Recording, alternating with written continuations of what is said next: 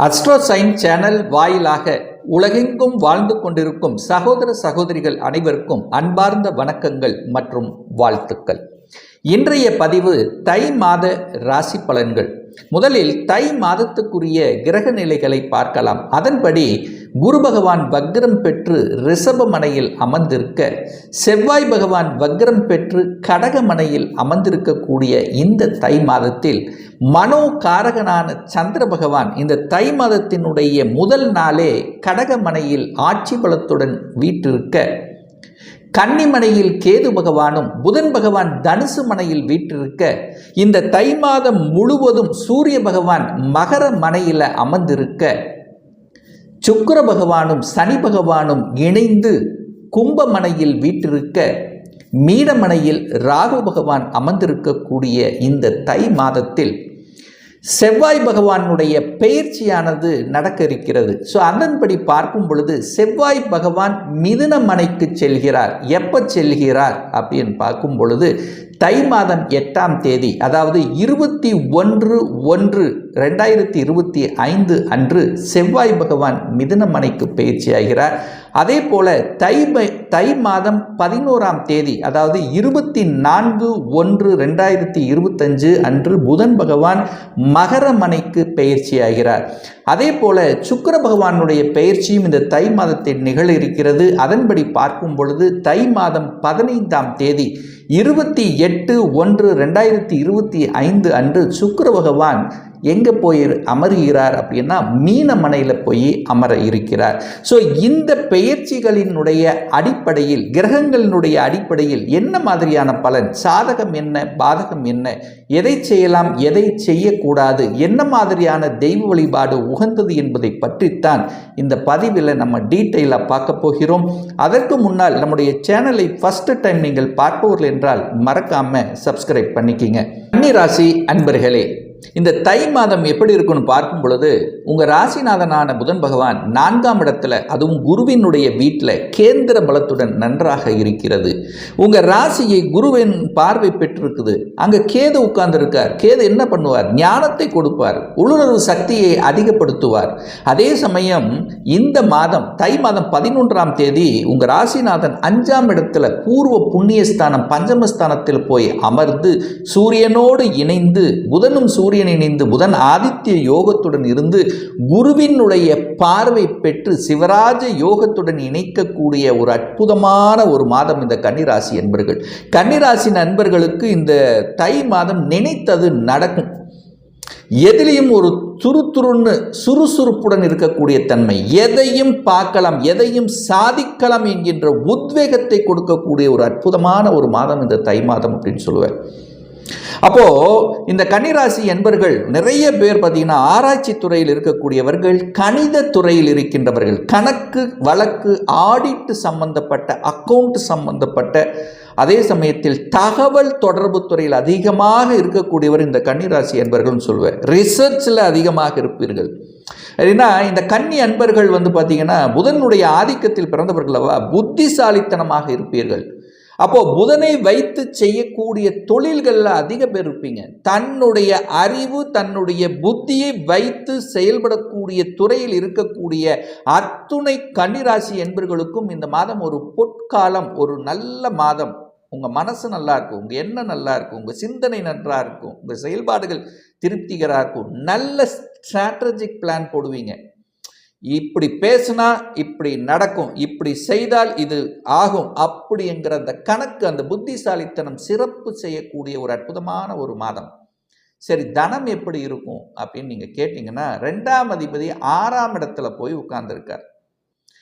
அப்போது 2ஆம் அதிபதி 6ஆம் இடத்துல போய் இருக்கும்போது தன்னுடைய பணம் கடனுக்காக செல்லும். நீங்கள் சம்பாதிக்கக்கூடிய பணம் இந்த மாதம் கடனுக்கு செல்லும், யாருக்காவது ட்ரீட்மெண்ட்டுக்கு செல்லும். அதே சமயத்தில் வேலைக்காக வெளிநாட்டுக்கு செல்லக்கூடிய அமைப்புகள். ஸோ இந்த மாதிரி பணம் இந்த வழிகளில் குழந்தைக்காக செல்லும். ஸோ இந்த மாதிரி அமைப்பு இருந்தாலும் இந்த 2ஆம் அதிபதியாக இருக்கக்கூடிய சுக்கிரன் பார்த்தீங்கன்னா இந்த தை மாதம் 15ஆம் தேதி உச்ச பலத்தோட 7ஆம் இடத்துல போய் அமருகிறார். அமர்ந்து உங்கள் ராசியை பார்க்குறார். ஒரு நல்ல அமைப்பு. 2 சுப கிரகங்களினுடைய பார்வை உங்கள் ராசியின் மீது பதிகின்ற காரணத்தாலும் அந்த தன ஸ்தானத்தின் அதிபதியாக இருக்கக்கூடிய சுக்கிரன் உச்ச பலத்தோட அமர்ந்து உங்கள் ராசியை பார்க்குறப்ப தனம் உங்களுக்கு கிடைத்தே ஆகணும் அல்லவா? தனம் உங்களை நோக்கி வரக்கூடிய அமைப்பு இருக்கல்லவா? அப்போ தனத்தில் எந்த பிரச்சனை இல்லை. பொருளாதாரத்தில் நிச்சயமாக வளர்ச்சி தான் உண்டு. உங்கள் பேச்சு நன்றாக இருக்க போகிறது. அழகாக பேசப் போகிறீர்கள். எந்த இடத்தில் எதை பேசணும் அதை கச்சிதமாக பேசி காரியத்தை நிறைவேற்றக்கூடிய வல்லமை இந்த மாதம் இந்த கன்னிராசி என்பவர்களுக்கு இயல்பாகவே அமைந்துவிடும். சரி, முயற்சி ஸ்தானத்தின் அதிபதி எப்படி இருக்கார்? செவ்வாய் 11ஆம் இடத்தில் லாபஸ்தானத்தில் இருக்கார், நீச்சமா இருக்கார். மாதத்தின் தொடக்கத்திலே சந்திரனோடு சேர்ந்து இருக்கார். நல்ல அமைப்பு தானே. அந்த 3ஆம் இடத்தை குரு பார்க்கிறார் அல்லவே. அப்போ முயற்சி எப்படி இருக்கும்? நல்லா இருக்கும். மனம் தெளிவாக இருக்கும். மனம் அதாவது ஒரு குழப்பத்தில் இருந்தாலும் தெளிவு கிடைக்கும். காலையில் கொஞ்சம் குழப்பமாக இருக்குது, இதை செய்யலாமா அதை செய்யலாமா அப்படின்னு போட்டு கன்ஃபியூஸில் இருந்தால் கூட சாயந்தரம் உங்களுக்கு தெளிவு கிடைத்து விடும். புதிய புதிய ஒப்பந்தங்கள் உங்களுக்கு கிடைக்கும். தொடர்புகள் கிடைக்கும். நண்பர்கள் கிடைக்கப் பெறுவார்கள். நண்பர்கள் மூலமாக அனுகூலம் ஆதாயம் உண்டு. எழுத்து சம்பந்தப்பட்ட, கதை சம்பந்தப்பட்ட, இந்த டிவியில் பணியாற்றி கொள்ளக்கூடிய ஊடகவியல் சம்பந்தப்பட்ட துறையில் இருக்கக்கூடியவருக்கு ஒரு நல்ல வளர்ச்சியை கொடுக்கக்கூடிய ஒரு அற்புதமான ஒரு காலகட்டம். கலைத்துறையில் இருக்கக்கூடிய இந்த கன்னிராசி என்பவர்களுக்கு நீங்கள் குறித்து வைத்துக் கொள்ளுங்கள். இந்த தை மாதத்தினுடைய இறுதியில் 15ஆம் தேதிக்கு அப்புறம் உச்சத்தை தொடக்கூடிய புதிய ஒப்பந்தங்கள் கிடைக்க பெறக்கூடிய, புகழ் பெறக்கூடிய வாய்ப்புகள் தேடி வரக்கூடிய தன்மை, அதில் புகழடையக்கூடிய வாய்ப்புகள் இந்த கலைத்துறையினருக்கு நிச்சயமாக உண்டு அப்படின்னு சொல்லலாம். அழகு சம்பந்தப்பட்ட இந்த ஜவுளித்துறையில் இருக்கக்கூடியவர்கள், பெண்கள் சம்பந்தப்பட்ட துறையில் இருக்கின்றவர்கள் சாதிக்கக்கூடிய ஒரு நல்ல மாதம் தான் இந்த தை மாதம். இந்த 4ஆம் அதிபதி போய் 9ஆம் இடத்துல பாக்கியஸ்தானத்தில் இருக்கிறார். உங்க ராசி அதிபதி 4ல் இருக்கிறார். அப்போ ஒரு வீடு வாங்கணும் என்கின்ற எண்ண ஓட்டத்தில் இருக்கக்கூடிய இந்த கன்னிராசி என்பவர்கள் அந்த எண்ணம் நிறைவேறும். ஏன் நிறைவேறும்? வீட்டுக்கு காரக கிரகம் யாரு? சுக்கிரன் உச்ச பலத்தோடு இருக்கார். அப்போ 4ஆம் இடத்தில் உங்க ராசிநாதன் அமர்ந்திருக்க, 4ஆம் அதிபதியாக இருக்கக்கூடிய அந்த குரு பகவான் பாக்கியஸ்தானத்தில் அமர்ந்து உங்க ராசியை பார்க்க, சுக்கிரன் இந்த மாதத்தினுடைய இறுதியில், அதாவது 15ஆம் தேதிக்கு அப்புறம் நேர உங்க ராசியை பார்க்குற உச்ச பலத்தோட பார்க்கும்போது நிச்சயமாக வீடு வாங்கக்கூடிய யோகம் உங்களை தேடி வருகிறது. யாராவது இதுவரைக்கும் நீங்கள் பார்த்துட்டே இருந்திருப்பீங்க, 1 மாதம் 2 மாதமா அந்த இடத்த வாங்கலாமா, இந்த இடத்த வாங்கலாமா, இப்படி இருக்குது அப்படி இருக்குது, சில குறைபாடுகள் கொடுத்திருந்தாலும் இந்த மாதம் நிச்சயமாக உங்களுக்கு வீடு அமையும். கட்டின வீடாக இருக்கட்டும் அல்லது வீடு கட்டக்கூடிய யோகமும் உங்கள் மனதில் தென்படும். ஸோ இந்த 2025இல் ஒரு நல்ல வீடு அமைக்கக்கூடிய சூழ்நிலை சந்தர்ப்பங்களை நிச்சயமாக இந்த கன்னிராசி என்பவர்களுக்கு கொடுத்தே தீரும். இதில் மாற்று கருத்து என்பதை கிடையாது. வாகனங்கள் வாங்குவதற்கு உகந்ததா? நிச்சயமா. சுக்கிரன் வாகனத்துக்கு காரகன். நல்ல வாகனங்களை வாங்குவீங்க. சொகுசு வாகனங்களை வாங்கக்கூடிய, அழகாக ரொம்ப நாளாக உங்கள் மனசில் இருந்த வாகனங்களை வாங்கக்கூடிய அமைப்பு இந்த மாதம் உங்களுக்கு பிரமாதமாக இருக்குது. 5ல் சூரியன் இருக்கார். உங்கள் ராசிநாதனும் போய் இணைகிறது. சூரியனும் புதனும் இணைந்தால் புதன் ஆதித்ய யோகம். நல்ல படிப்பீங்க. அரசு துறையில் ஜொலிக்கக்கூடிய தன்மை. அங்கே குரு பார்க்குறார். இந்த குரு எங்கெல்லாம் பார்க்கிறாரோ அந்த இடத்தையெல்லாம் புனிதப்படுத்துவார், வளர்ப்பார். அப்போ அந்த ஸ்தானத்தை வளர்க்கிறார். 5ஆம் இடம்ங்கிறது என்ன? குழந்தை ஸ்தானம். குழந்தை வளர்க்க போகிறார். அப்போ குழந்தை இல்லாத தம்பதியினர்களுக்கு குழந்தை கிடைக்கப் போகிறது. அதனால் மன மகிழ்ச்சி கொடுக்க போகிறது. ஸோ 5ஆம் இடம் என்பது பதவியை கொடுக்கக்கூடிய இடம். பதவி கிட்டும். பதவிக்காக ஏங்கிக் கொண்டிருக்கக்கூடிய கன்னிராசி என்பவர்கள் இந்த மாதம் நல்ல செய்தி உங்கள் மனதில், உங்கள் காதில் கிடைக்கக்கூடிய அமைப்புங்கிறது நல்லா இருக்கு. அப்போ 5ஆம் இடம் என்பது பூர்வ புண்ணியம், பூர்வீகம் சார்ந்த. சூரியன் அங்கே இருக்கார். உங்கள் அப்போ உங்களுக்கு அந்த பூர்வீக பிரச்சனைகளை தீர்த்து வைக்கக்கூடிய அமைப்பு இருக்கு. அப்போ பாக பிரச்சனை, பங்கு பிரச்சனை, சொத்து பிரச்சனை, அண்ணன் தம்பி பிரச்சனை, தீர்ப்பதற்குண்டான ஒரு காலகட்டமாக நிச்சயமாக இந்த தை மாதம். அதாவது பெரியவங்க சொல்லியிருப்பாங்களே, தை பிறந்தால் வழி பிறக்கும். அப்போ ஒரு நல்ல வழி உங்களுக்கு பிறக்க போகிறது. எதை நினைத்து கொண்டு கடந்த சில மாதங்களாகவே உங்க மனதில் போட்டு அசை போட்டு கொண்டு இது நடக்கலை நடக்கலை நடக்கலை என்று நினைத்து கொண்டிருக்கிறீர்களோ, அது நடக்கக்கூடிய ஒரு அற்புதமான ஒரு காலகட்டம் தான் இந்த தை மாதம் அப்படின்னு சொல்லுவேன். ஒழுக்கம், 5ஆம் இடம் ஒழுக்கத்தை குறிக்கக்கூடிய இடம். நல்ல ஒழுக்கமான குழந்தைகள் நல்ல படிப்பாங்க. இது வரைக்கும் அரியர் வச்சிருந்தாலும் இந்த மாதத்திலிருந்து அரியரே நமக்கு இருக்கக்கூடாது, முடிக்கணும், டிகிரியை முடிக்கணும், நல்ல வேலைக்கு போகணும் என்கிற எண்ணத்தை கொடுக்கக்கூடிய ஒரு தன்மை இந்த மாதம் உங்களுக்கு சிறப்பு பெறுகிறது. இந்த மாணாக்கர்கள் இப்போ கடைசி வருடம் ஒரு பிஇ படிச்சிருக்காங்க, 4வது வருடமாக இருக்கிறது. நான் ஒரு பிளேஸ்மெண்ட்டில் சக்ஸஸ் ஆவேனா கிடைப்பேனா? நிச்சயம் அந்த கன்னி ராசி என்பவர்கள் நிச்சயமாக த்ரூ பிளேஸ்மெண்ட்டில் உங்களுக்கு கிடைக்கக்கூடிய வாய்ப்புகள் பிரகாசமாக இருக்கிறது அப்படின்னு சொல்லலாம். அப்போ உங்கள் முயற்சி நல்லா இருக்குது, நல்ல முயற்சி எடுங்க, கண்டிப்பாக வெற்றி பெறக்கூடிய அமைப்பு இருக்கிறது. 6ஆம் இடத்தில் சுக்கிரன் உட்கார்ந்திருக்கார், சனியோடு சேர்ந்திருக்கார். அப்போ கடன் நிச்சயமாக ஒரு வீடு வண்டி வாகனம் வாங்குவதற்கு கடன் கிடைக்கும். அப்ப சனி சுபத்துவமாக இருக்கிறதுனால சுப கடன்களாக மாற்றுவீங்க. 6ஆம் இடத்தில் நல்ல பல விஷயங்கள், நல்ல வேலை கிடைக்கக்கூடிய அமைப்பு. 6ஆம் இடம் என்பது வேலையை கொடுக்கக்கூடிய இடம் அல்லவா? அப்ப சுக்கிரன் அங்க இருக்கார், சனி அங்கோட இருக்கு, நோயை தீர்ப்பதற்கான அமைப்பு இருக்கும்.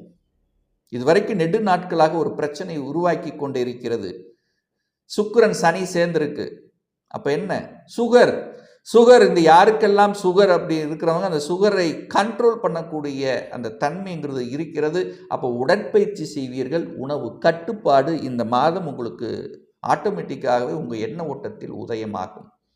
7ஆம் இடத்தில் ராகு உட்கார்ந்துருக்கார். 7ல் ராகு இருக்கும்போது என்ன? ஒரு சர்ப்ப கிரகம் அல்லவா, ஒரு பாம்பு கிரகம் அல்லவா? அப்போ 7ஆம் இடத்தில் இருக்கும்போது, திருமணஸ்தானத்தில் இருக்கும்போது அங்கே ஒரு பயம் இருக்குது அல்லவா? பாம்பு அங்கே உட்கார்ந்துருக்கு. அப்போ ஒரு பயத்தோடு செய்யக்கூடிய தன்மை. அப்போ ஒரு இக்கு வச்சுக்கணும். ஒரு திருமணம் பார்க்கும் போதும் இது கரெக்டாக கொடுக்கக்கூடிய டேட்டாஸ் எல்லாம் கரெக்டாங்கிறது ஒரு செக் பண்ணக்கூடிய ஒரு காலகட்டமாக இருக்கும். அப்போ கணவன் மனைவிக்குள்ள பிரச்சனை வருமானா? நிச்சயமா பிரச்சனை இல்லை. 3ஆம் நபர்களின் மூலமாக பிரச்சனை வரக்கூடிய வாய்ப்புகள் இருக்கு. அப்ப கவனமாக இருக்கணும். அப்ப கணவன் மனைவி உள்ள பிரச்சனை இல்லை, ஆனா மற்றவர்கள் மூலமாக வருவதற்கு வாய்ப்பு இருக்கு. அப்போ கொஞ்சம் கவனத்தோட இருக்க வேண்டும். சரி, 8ஆம் அதிபதி நீச்சம், பெரிய வலிவேதனை இல்லை அப்படின்னு நம்ம எடுத்துக்கலாம். 9ஆம் இடத்தில் குரு பகவான் உட்கார்ந்திருக்கார். நல்லது, நல்ல பாக்கியத்தை கிடைக்கக்கூடிய அமைப்பு. தொழில் மூலியமாக பாக்கியங்கள் கிடைக்கக்கூடிய வாய்ப்புகள், வெளிநாட்டு தொடர்புகளை கொடுக்கக்கூடிய அமைப்புகள், தூரதேச பிரயாணங்களுக்கு செல்லக்கூடிய வாய்ப்புகள், யாத்திரைகள் செல்லக்கூடிய வாய்ப்புகள், ஆன்மீகம் சார்ந்த விஷயத்தில் நாட்டத்தை கொடுக்கக்கூடிய அமைப்பு. குரு கேது டச் ஆகுது, லக்னத்தோடு குரு கேது டச் ஆகுது. அப்ப என்ன? ஆன்மீக சிந்தனைகளை கொடுக்கும், சமுதாயத்தில் ஏதாவது ஒன்று செய்யணுங்கிற எண்ண ஓட்டங்களை கொடுக்கும். சுயநலம் இல்லாத பொதுநலத்தன்மைங்கிறது இந்த மாதம் உங்களுக்கு அதிகமாக இருக்கும் அப்படின்னு சொல்லலாம். அப்போ என்ன? இந்த கன்னிராசி என்பவர்கள் உற்சாகத்தையும் சாதிக்கக்கூடிய, சிறப்பு பெறக்கூடிய, மனதில் நினைக்கக்கூடிய மனம், அதாவது ஒரு மனம் நன்றாக இருந்தாலே எதையும் செய்யலாங்கிற உத்வேகம் இருக்கும். அந்த உத்வேகத்தை கொடுக்கக்கூடிய அமைப்பு. ஒரு நல்ல தெய்வ வழிபாடு இந்த மாதம் அப்படின்னு எடுத்துக்கொண்டால், இந்த தை மாதம் 22ஆம் தேதி, பிப்ரவரி மாதம் 4ஆம் தேதி செவ்வாய்க்கிழமை என்று சூரிய பகவானுடைய ஜெயந்தி வர இருக்கிறது, பிறந்த நாள் வர இருக்கிறது. அப்போ யாருக்கெல்லாம் இந்த கன்னிராசி என்பவர்களுக்கு சூரிய திசை நடக்கிறது அல்லது சூரிய புத்தி நடக்கிறதோ, அல்லது தகப்பன் சார்ந்த விஷயத்தில் ஒரு பிரச்சனை இருக்கிறதோ, அல்லது தகப்பன் சொத்துக்கள் கிடைக்க மாட்டேங்குது, ஒரு பாக பிரச்சனை, சொத்து பிரச்சனை இருக்கு, தன்னுடைய அந்த ஆற்றல், அதாவது ஒரு உயர் பதவிக்கு செல்லணும் ஆனால் தடை இருந்து கொண்டே இருக்கிறது, ஸோ அந்த மாதிரி இருக்கிறதோ, தகப்பனோட பிரச்சனை, தகப்பனோட உடல்நலம் சார்ந்த பிரச்சனை, இதெல்லாம் தீருவதற்கு அன்றைய தினம் நவ கிரகங்களில் இருக்கக்கூடிய சூரிய பகவான், உங்கள் ஊருக்கு அருகில் இருக்கக்கூடிய சிவாலயத்தில் இருக்கக்கூடிய நவ கிரகத்தில் இருக்கக்கூடிய சூரிய பகவானை சென்று அன்றைய தினம் வழிபட்டால் நிச்சயமாக உங்களுக்கு ஒரு நல்ல வழி பிறக்கும் என்பதில் எந்தவித மாற்று கருத்தும் கிடையாது. இப்போ நான் சொன்னது கோச்சார ரீதியான இந்த தை மாதத்துக்குரிய ஒரு பொதுவான பலன்கள். இந்த ராசி நட்சத்திரத்தில் பார்த்தீங்கன்னா பல கோடிக்கணக்கான பேர் இருப்பீங்க. எல்லாருக்கும் ஒரே மாதிரி பலன்னா நிச்சயமாக இல்லை. ஒவ்வொருத்தரும் டிஃபரெண்ட். ஒவ்வொருத்தருடைய ஜாதக அமைப்புகளும் தசாபுத்தியும் மாறுபடும். அதற்கு தகுந்த மாதிரி பலன்களும் வேறுபடும். ஒரு துல்லிய பலன் வேணும் அப்படின்னா உங்கள் ஜாதகத்தில் கிரகங்கள் எப்படி இருக்கு, என்ன ஆதிபத்தியம் பெற்றிருக்கு, எந்த டிகிரியில் இருக்கா, கோச்சாரம் எப்படி இருக்கு, நடப்பு தசா புத்தி அந்தரம் சூட்சமம் வாயிலாக நீங்கள் கேட்கக்கூடிய எந்த கேள்வியாக இருந்தாலும் இந்த 2025 சொந்த தொழில் செய்வதற்கான விதி கொடுப்பினை நம்முடைய ஜாதகத்தில் இருக்கா, அப்படி இருக்கக்கூடிய பட்சத்தில் எப்போ நம்ம சொந்த தொழிலை ஆரம்பிக்கலாம், என்ன கோர்ஸ் எடுத்து படித்தால் நமக்கு வெற்றி கிடைக்கும், எப்போ நமக்கு ப்ரமோஷன் கிடைக்கும், இதுவரைக்கும் திருமணம் அமையவில்லை, எப்போதான் நமக்கு திருமணம் நடக்கும், எப்போ நமக்கு வீடு கட்டக்கூடிய யோகம் இருக்கிறது, எப்போ நமக்கு குழந்தை பாக்கியம் கிடைக்கும், இது போன்ற கேள்விகளுக்கு துல்லியமான பதிலை நம்மால் கூற முடியும். ஒரு பர்சனல் கன்சல்டேஷன் எடுத்துக்கணும், அதாவது சுய ஜாதகம் பார்க்கணும் என்று விருப்பமுடைய அன்பர்கள் டிஸ்பிளே தெரியக்கூடிய நம்பருக்கு வாட்ஸ்அப் மூலியமாகவோ ஃபோன் கால் மூலியமாகவோ தொடர்பு கொண்டு அப்பாயின்மெண்ட் பெற்றுக்கொண்டு கன்சல்டேஷன் எடுத்துக்கலாம். நிச்சயமாக இந்த பதிவு ஏதாவது ஒரு ரூபத்தில் உங்களுக்கு யூஸ்ஃபுல்லாக இருக்குங்கிறதுல எந்தவித மாற்று கருத்தும் கிடையாது. நம்முடைய சேனலை நீங்கள் ஃபர்ஸ்ட் டைம் பார்ப்பவர்கள் என்றால் மறக்காம சப்ஸ்கிரைப் பண்ணிக்கிங்க. பக்கத்தில் இருக்கக்கூடிய ஆல் பட்டன் நோட்டிஃபிகேஷனை கிளிக் பண்ணும்போது நான் போடக்கூடிய அடுத்தடுத்த பதிவுகள் உங்களுடைய நோட்டிஃபிகேஷனில் வந்து சேரும். இந்த ராசி நட்சத்திர நேயர்கள் அனைவரும் வாழ்க வளர்க வளம் பெறுக என்று எனது வாழ்த்தினை தெரிவித்துக் கொண்டு விடைபெறுகிறேன். நன்றி, வணக்கம், வாழ்த்துக்கள்.